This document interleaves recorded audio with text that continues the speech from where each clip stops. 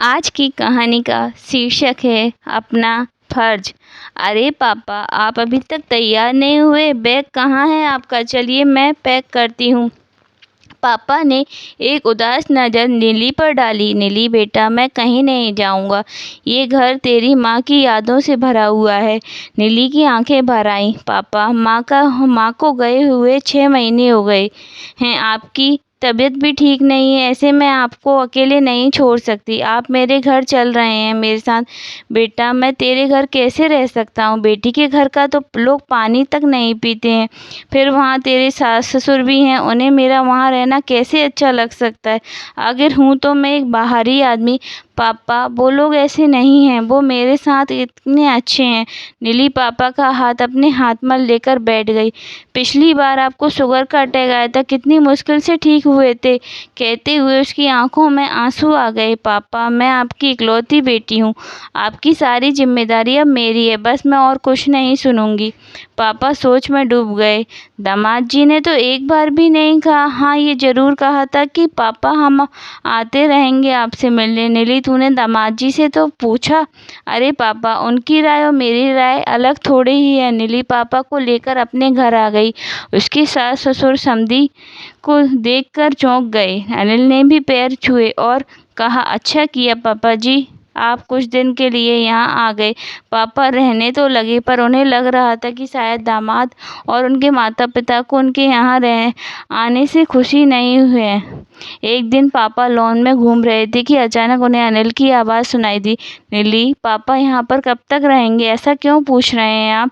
वहाँ पर उनका है ही कौन? और उनकी तबीयत भी ठीक नहीं है। अरे तुम समझ नहीं रही हो, हमें तो अपने घर में ही अजीब सा महसूस होने लगा है।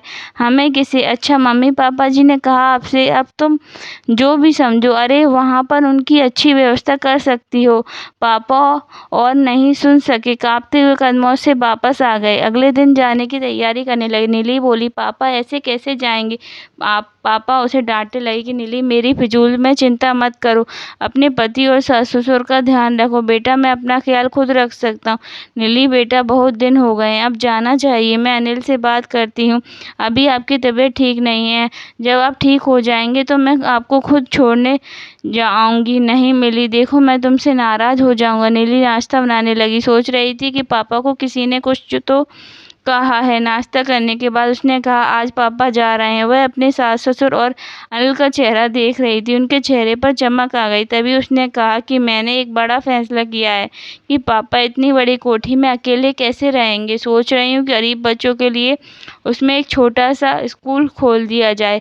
पापा और मैं मिलकर इस एक ट्रस्ट बनाएंगे ताकि पापा के बाद भी स्कूल चलता रहे।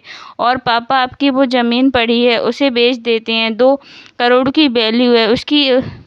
उसकी उसे इस ट्रस्ट के फंड में जमा कर देंगे। इसके इंटरेस्ट से उन गरीब बच्चों की फीस में मदद करेंगे जो कुछ करना चाहते हैं, उसमें योगदान देंगे। बाकी आपकी पेंशन और फंड आपके लिए बहुत है। पापा, मैं आज से ही इस काम को शुरू करती हूँ। पापा हतप्रभ होकर उसे देख रहे थे। अनिल की आंखों के सामने तो अंधेरा छा गया। उसके मम्मी पापा का मुंह खुला रह गया। मन ही मन हिसाब करने लगे। 5 करोड़ की कोठी, 2 करोड़ की जमीन और फंड, इतना बड़ा नुकसान। जब नीली पापा को छोड़कर लौटी तो अनिल उसका इंतजार कर रहा था। ये सब क्या बकवास कर रही थी तुम? नीली मुस्कुराई और बोली, ये बकवास नहीं, सच है। ऐसा मैं इसलिए करूँगी कि किसी को भी मेरे पिता की मौत का इंतजार ना रहे। पापा ने मेरी शादी कर ऐसी कौन सी चीज है जो नहीं दी? अनिल गुस्से में बोला, ये तो उनका फर्ज था। फर्ज सिर्फ लड़की के बाप का होता है क्योंकि उसने लड़की पैदा करने की गलती की है। मैं अपने पापा की इकलौती बेटी हूँ, तो क्या मेरा कोई फर्ज नहीं था उनकी देखभाल करने का? क्या वो भी ऐसे वक्त में जब उनकी तबीयत ठीक नहीं है और उन्हें सहारे की ज़रूरत है। माफ़ी चाहती हूँ कि उनके कुछ दिन यहाँ रहने से सबको इतनी तकलीफ़ हुई। मैंने कभी तुम्हें तुम्हारे फ़र्ज़ निभाने से नहीं रोका। अपने सास ससुर की सेवा में भी कोई कमी नहीं रखी। तुम मुझे मेरे पिता के प्रति मेरा फ़र्ज़ निभाने से नहीं रोक सकती। उसकी आवाज़ में दृढ़ता थी। अनिल खामोश होकर उसे देख रहा था। शिक्षा, हर संतान का यह फर्ज रहता है कि वो अपने माता पिता के साथ साथ अपने अपने सास ससुर की जिम्मेदारियां भी निभाएं, जिससे दो परिवारों का रिश्ता हमेशा अटूट बना रहे। सदैव प्रसन्न रहिए, जो प्राप्त है पर्याप्त है। अगर हमारी कहानी पसंद आई तो हमारे चैनल को